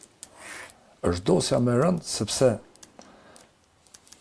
me këtë çështje nuk është se ka rënë vetëm ose janë proceduar penalisht vetëm zyrtarët e Akshit. Është e para herë është krit, për herë të parë në historinë e shtetit shqiptar, një organ i administratës publike është cilësuar si grup i strukturuar kriminal zyrtar. Pra kemi grup strukturuar kriminal. Pra ai është grupi ngjashëm me ato që bënin vrasjen në Rinas. Pra siç bënin vrasjen në Rinas, ato bën krime penale ndaj jetës, pra vepra penale ndaj jetës, kurse këtu është ndaj pasurisë së qytetarëve. Sepse janë vepra publike, është fondet publike, është vjedhje e hapur. Pra nuk kanë ndryshim. Po si grup i strukturuar kriminal për të vjedhur. Pra kjo është herë e parë në historinë e shtetit shqiptar. Mekanizmi bën 2 e bëjmë 4. Kemi grup strukturuar kriminal. E para që të ka rallë. E dyta, këta administrojnë të dhëna sekrete. Janë certifikuar, kemi thënë dhe herë tjetër, dhe e rithemi se ka vlerë. Janë certifikuar nga DSIK-ja. DSIK-ja është një organ i administratës publike i cili për persona caktuar, kur merren në tender ose duhet futen në vende pune të caktuara, certifikohen nga ana e këtyre, që thonë ky është i përshtatshëm, ose nëse ka informacione për veprimtari kriminale, thonë ky është i papërshtatshëm. Këta grupi kriminal e kanë certifikuar. E thonë jem rregull, thonë, vazhdo e vill. Kurse prokurorët dhe gjyqtarët, këta i kanë çu materiale, thonë jeni papërshtatshëm. Pra këtu të kara dhe vetingut, pavarësisht se bëjnë politikë, po kara. Sepse ti ke thënë për një gjyqtar dhe prokuror është i papërshtatshëm, ndërkohë grupin kriminal ti e certifikon vetë. Kjo është një shumë e rëndë. Por shumë persona e anashkalojnë po ta veshë. Të pyetën atë, kush i ka certifikuar këta persona? Është tallje pikërisht me certifikim. Ato me certifikimin se je oficer i vjetër i policisë shtetit. Me mbi gjysmën e njerëzve. Ai person që i ka firmos ato, që i ka që ka firmos tu, ka përgjegjësi të rëndë. Si ti, një prokuror dhe gjyqtar të bot dora ta firmosë ta heqësh nga puna padrejtësisht, ndërkohë grupet i nxjerrë tamam. Duhet nisi një hetim për këtë punë. Dhe e treta që është shumë e rëndë, ti ke kompani serioze amerikane, janë aleatët tanë. Kanë pas materiale sekrete që Shtetet Bashkuara të Amerikës, shteti i madh. Ne jemi vend i vogël. Mendosh sekrete kanë ata? Kanë sekrete bërthamore, kanë sekrete lvizjeve trupave. Neve s'kemi trupa fare, s'kemi helikopter për me shujt i zjarr. Pra ti heq aleatët tanë, hik që të vjen vet. Pra çau hoç tulet prifti. Se kështu i bi, ti i nxjerr. Pra grupet kriminale le dhe këtu duket qartë është dosja më e rëndë dhe më e turpshme që prokurori Bledar Maksutit do t'i japi, domethënë më fal për se është Po është edhe Altin Dumani, janë të dy kanë. Po jo, janë dhe Bledar Maksuti dhe Altin Dumani. Drejtim, sepse është dosja kryesore, sepse na kanë nxjerr zbuluar para opinionit ndërkombëtar. Zbuluar qoftë domethënë gjitha sekretet e shtetit shqiptar i kanë iranianët, sepse mos harrojmë kemi dhe ndërhyrjen iraniane, që është bërë që s'dihet nëse është iraniane a janë këta vetë. Pra këtu kanë shkuar në grup, në dorë të grupit strukturuar kriminal dhënat e shqiptarëve. Pra këtu është për me vonë kokën, pra të kara, vetingu, kriminalet kanë dhënat kur hyje, kur del në kufi, sepse këto janë se not vrasjet. Pra duhet verifiku ka lidhje me ngjarje apo jo, se ai i klikon shef kur hyn njëri po pra i ka sistemet, ka dhënat, ka pronat, duke ditë pronat ai di vendodhen e tjetrit se ku është, sepse shef në sistem pronat e ka këtë vend. Pra ka shumë gjëra që janë dim dhe ka godasim. E din, pra ne këtu, ty të ka rënë edhe në kuadrë kombëtar, ka rënë dhe kuadrë ndërkombëtar. Pra një dhomë, që për mu është dhomë serioze, dhoma ngre një shqetësim. Ore, pse na ke heq? Duhet nisetin, pse ke heq këta ti? Pse e ke heq nga një konkurimi drejt? Ne kemi sekretet dhe me drejtën, ore, ne kemi sekretet e Amerikës. Kemi gjëra që ju s'ju apret mendja. Po nxjerrim ne sekretet se pas ka një katonar tokën në spillet, s'ka lidhje e punës, nuk i nxjerr këto punë se kur shyn në kufi. Kjo është bërë me qëllim nga grupi strukturuar kriminal për cilin është ngritur akuza për të realizuar vjedhjet e buxhetit shtetit. Dhe është dosja që cilët duhet i shkohet deri në fund. E qartë. Faleminderit Karanxha. Faleminderit edhe ju për Si e lexon Prençi? Si reagime, domethënë, shiko, unë perceptime kam ta them se edhe më lejohet dhe mua të bën ndonjëherë në ndërhyrje. Domethënë, nuk mendoj që kjo dhomë amerikane e tregtisë do bënte një reagim të pakoordinuar me të tjera institucione të cilat përfaqësojnë diplomacinë e Shtetet Bashkuara të Amerikës këtu. Si mendon? Mendimi im është dhoma amerikane e tregtisë është vepron në territorin shqiptar. Po. Ashtu siç kemi ne informacion kanë dhe ato kanë më shumë se sa ne. Për shkak të shërbimeve inteligjente të tyre në Shqipëri. Prokuror Karanxha me të drejtë tha që janë disa dosje shumë të nxehta në SPAK, të cilat duhet marrin përgjigje jo për nga rëndësia sepse ka të bëjë me jetë personash. Se nganjëherë çështjet e marrin në rëndësinë për shkak të shtrirjes dhe ndikimit në sistem. Në sigurinë kombëtare të shtetit shqiptar. Hakerimi i sistemeve, që ka 3-4 vite, 2022. Tentativa për hakerimin e dosjeve të SPAK-ut, e kompjuterave të SPAK-ut. Po. Dosja e Akshit, që qëndron në krye për nga rëndësia, jo për nga vlera, dosja e Akshit. Se për nga vlera është dosja e Bankersit. Ajo është e frikshme. Ajo është pa konkurrueshme. 3-4 buxhetet të qeverisë shqiptare vjetore. Por këto për shkak të rëndësisë të sigurisë kombëtare, janë shqetësim për çdo shqiptar, por nuk e kuptojmë ne. Ne nuk e kuptojmë që kur një grup kriminal disponon gjitha të dhënat e çdo shtetasi shqiptar të Republikës Shqipërisë që jetojnë dhe punojnë në Shqipëri. Ndërkohë ato kanë dhënat edhe për dhomën amerikane të tregtisë. Kanë dhënat për gjithçka, sepse kanë dhënat. Po. Sistemi. Ishte shqetësuar dhoma amerikane e tregtisë për këtë.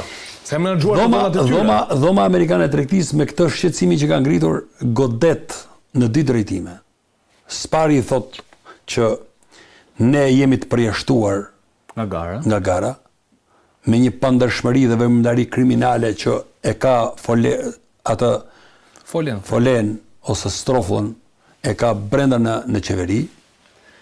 E dyta dhe më rëndësishme dëmtohet gjithë sistemi, sepse në fundit ato amerikanët nuk i kemi mësuar na të bëjnë tregti. Edhe po s'bën tregti me Shqipërinë, bëjnë tregti me gjithë botën. E kjo dihet. Madje kohët e fundit kanë plasur sanksionet nga më të ndryshmet duke vendosur Evropës, edhe kaq e fuqishme është Amerika. Jo ma Shqipërinë që ka një pikë ujë, ta e gëlltita dhona tjetër. Problemi që ndron që thot ju me këtë mesazh thot o do bëni në herë shtet apo s'do bëni në herë shtet. Atë që tha prokurori Vin Karanxha. Pse? Sepse është e turpshme që oficerin e policisë ti e ndërshkon dhe e len pa certifikat DSIK-s, se i thot, i e parë në një klub që frekuentohet edhe nga personat dyshim të botës krimit. Po jam i detyruar të njoh të gjithë. Prit, kryeministri i Shqipërisë dhe ministrat bëjnë pazar në ditë, shkojnë e ndajnë petët e lakërorit tek zyra atje në qendër të bllokut, e kupton? Atje që tek thot kryetari i opozitës, si e thot bukur me atë shprehjen se ai faktikisht i vjet turp edhe nuk i përdor ato shprehjet, por edhe që ne mos e ndotim televizionin, këto vëlla çuditërisht këto të gjithë pajisën me certifikat. Të gjithë pa përjashtim. Po ka dhe institucione varësi pastaj kryeministri? Jo, shiko. Janë institucione varësie, e nisi tek DSIK, e nisi tek... Fakti që ke institucion varësie, DSIK-n, si një organ tepër serioz, nuk mund ta përdorish për të pajisur me certifikat dhe punësuar në vende të rëndësishme njerëzit e implikuar në botën e krimit, siç ishte ai drejtori i IT-s, i drejtorisë përgjithshme të policisë, i cili bëri ndërhyrje mekanike, drejt për drejt në sistem, jo vetëm sistemin TIMS, sa sistemet tjera edhe më të rëndësishme. Tashti, po arritet ta kriminalizosh qeverinë shqiptare dhe drejtsinë shqiptare deri në këtë pikë, atëherë mos thuaj se të tjerët kanë hangër dardha dhe molla mas shpine. E ke bërë vetë. Këtë që ke gatuar do e vuesh. Sepse i mëson, o pse ti mendon që tentativa e hackerimit të kompjuterave të Spakut është bërë pa dijenin e të mëdhejve? Është bërë e qëllimshme për t'i shantazhuar prokurorët, për t'i kontrolluar prokurorët. Por shqetësimi i vërtet i amerikanëve dhe i Bashkimit Evropian, e i vendeve të Bashkimit Evropian, është në një fakt që po nuk e kapen dhe këtë vagonin e fundit që ka ngel Spaku, e tha prokuror Karanja. Shtetet e Bashkuara të Amerikës dhe Bashkimi Evropian e kanë domosdoshmëri jetike për fatet e reformës në drejtësi, mbajtjen, rujtjen, mbrojtjen e Spakut dhe të GKK-s. Faleminderit Prençi. Është përfolur të paktën nga provat që ka çuar të dy prokurorët, Sibledar Maksuti dhe Altin Dumani, ku ishte seanca në apel për sa i përket masave të sigurisë që u rikonfirmuan, janë zbardhur disa video të tjera nga dosja e Akshit, të paktën nga ajo çfarë është gjetur në zyrën e Agasit. Është përfolur për video të rënda. Unë nuk e di natyrën e tyre. Besojnë që janë prova të cilat e kanë bindur gjykatën e posaçme këto video përgjime që të lërë këto masa sigurie në fuqi. Si e mendon Karanja? Mendoj se Spaku ka paraqitur në apel prova të cilat kanë lidhje me ngjarjen. Pra personat që janë përfshirë në tender kanë lidhje, që janë video të rënda që kanë lidhje shoqërore me njëri tjetrin. Po i hyp më thjesht, po e them. Nuk duhet të kesh lidhje shoqërore se lidhje tjera me personat e cilët jep tender, sepse ta ndalon ligji. Është ligji për konfliktin e interesit, që ti kur ke një konflikt interesi, duhet ta deklarosh dhe të japësh dorëheqjen nga një tender. Sepse s'mund të ne jemi këtu tash i japim njëri tjetrit ose të lavdrojmë ose shajmë njëri tjetrin.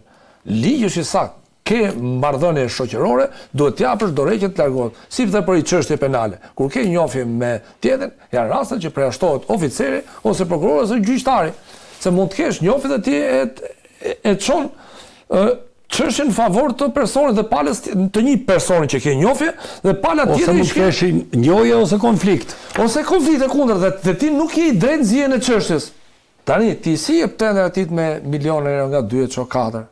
Pashi, tu duket qartë që... Po Gerol Meçëm u mor peng, o Karanja, u mor peng, e thot Spaku, u mor peng të veshur si BKH, e operacional, polici, i japin prap tendera, tani sa gjëra dhe nuk rrinë në koncept tash. Po ashtu do jetë. Për mendimin tim personal, edhe Gerol Meçëm, pavarësisht se u anku për pjesën e tij, duhet të verifikohet për veprimet paramarrë, pra domethënë për kohën që ka qenë bashkë me ta, se Geroli shok kanë qenë, është shoku tyre.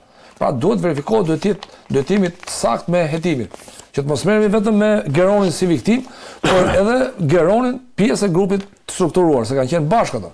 Ai duhet tregojnë, nëse tregon tamam, si ka funksionuar skema.